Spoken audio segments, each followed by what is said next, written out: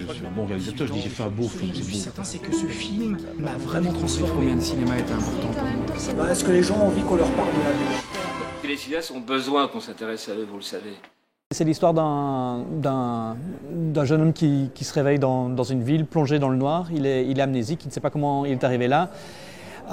Et il n'arrive pas à en sortir. Quand il part, il revient à chaque fois au point de départ. Et il réalise vite que pour pouvoir en sortir, il va devoir se souvenir de comment il est arrivé là. Donc à partir de ce moment-là, c'est une double quête, c'est de savoir est-ce qu'il va pouvoir rester en vie assez longtemps que pour pouvoir se souvenir, afin de pouvoir partir. Après, est-ce que c'est un rêve, est-ce que c'est le réel? Voilà, ça finalement, c'est laissé à tout un chacun de répondre. David! Où est-ce qu'on est ici?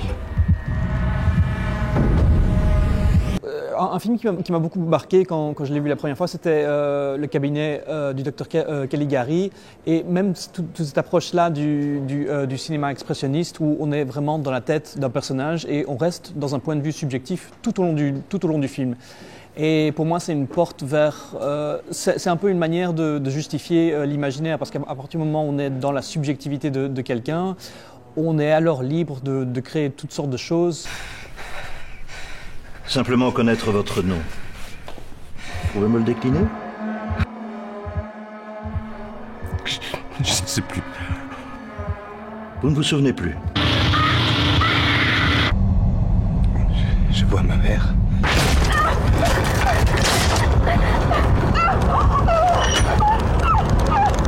Il est ici pour une raison, David, dis non. Moi, je conçois le cinéma comme une catharsis quand même. Je veux dire, j'aime la violence, etc. Je pense que c'est plus sain de la voir à l'écran plutôt que de la garder en soi et aller la vivre physiquement, etc. Et c'est vrai que moi, ce qui m'intéresse, c'est la part d'ombre qui est en chacun de nous, voilà, qui est souvent refoulée parce qu'il faut rester politiquement correct, etc. Et il y a quand même quelque chose qui m'a... quand j'étais à l'IAD, avant, quand j'étais adolescent, etc., je travaillais plus au niveau de la lumière. Et c'est vrai que quand j'étais à l'IAD, j'ai basculé dans l'ombre et j'ai commencé à explorer plus ces dimensions-là. Et c'est Luc Jabon qui m'a dit un jour, tu sais, un personnage méchant qui devient gentil, c'est pas intéressant. Par contre, un personnage gentil qui devient méchant, alors là, on commence à avoir un film. Et ça c'est resté avec moi. J'ai continué à le travailler et finalement, c'est vrai que ce sont des personnages qui sont assez gais à explorer. Voilà, toute cette noirceur, la violence. Voilà, il y a sans doute une part de moi qui se reconnaît dans ces personnages-là.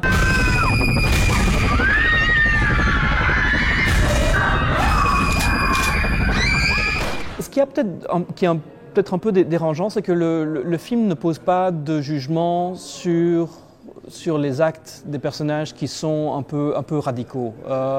Et donc du coup, moi ce qui m'intéresse, c'est des personnages un peu extrêmes. Mais c'est pas pour les juger, c'est juste, moi je trouve fascinant de prendre des psychologies un peu extrêmes et d'essayer de comprendre ce qui motive leurs actes en se mettant à leur place. Mais en ça, au-delà de ça, on arrive à la fin du film et je ne sais pas s'il y a vraiment une morale à la fin du film. Et je crois que ça, c'est peut-être lié aussi au fait qu'on est toujours dans le même point de vue, qui est le point de vue du personnage central. Voilà, et il n'y a aucun narrateur omniscient, il n'y a aucune musique qui dit voilà le sens que vous devez attribuer à telle scène ou à telle autre scène, ou une musique qui dirige nos émotions et nous dicte comment on doit se positionner par rapport à telle chose ou telle autre chose.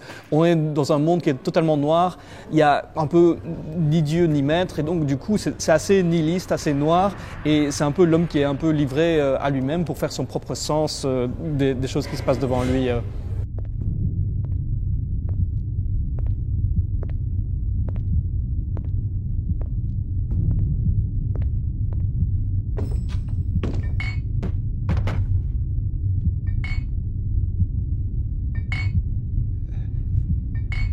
Excusez-moi.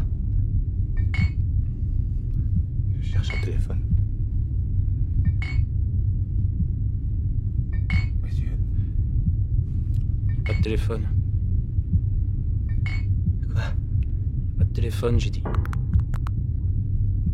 Il y a quand même une grosse part qui a été faite en post-production.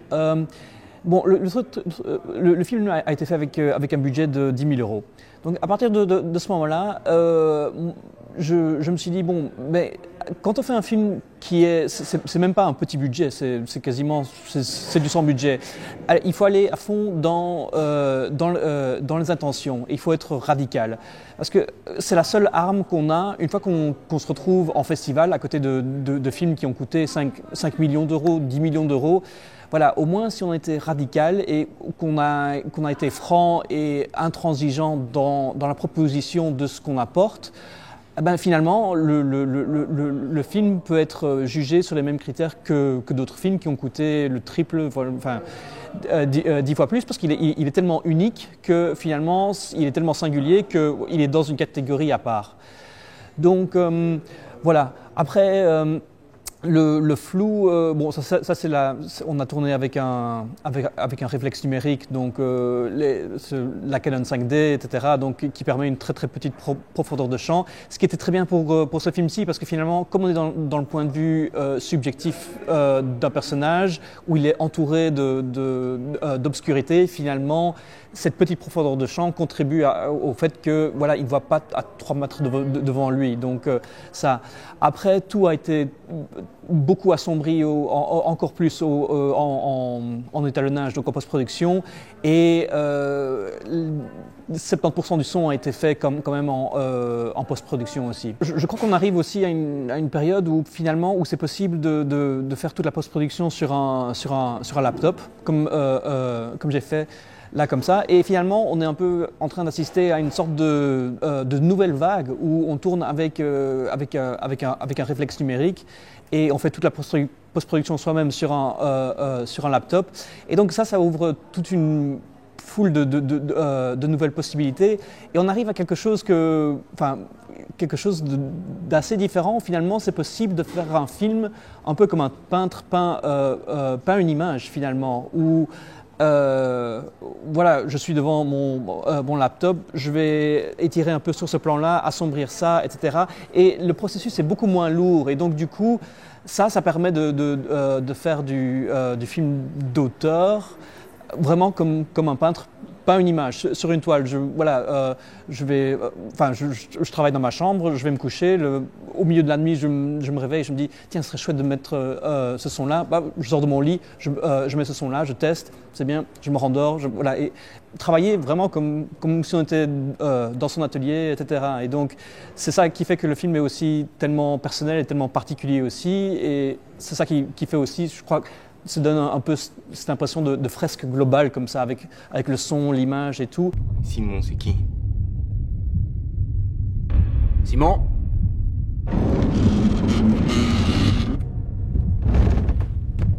Simon, c'est vous? C'est vous? C'est vous, Simon? Rien ne sera impossible. Eh, ne touche pas. C'est quoi ton nom? Ne touche pas. Tu veux pas dire ton Tout nom, ce que hein? je veux, c'est un téléphone.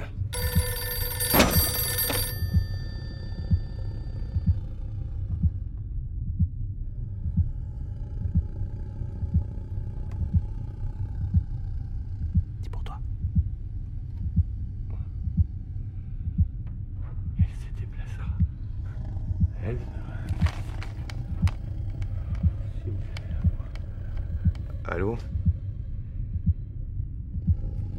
C'est qui à l'appareil? Devenu vieux.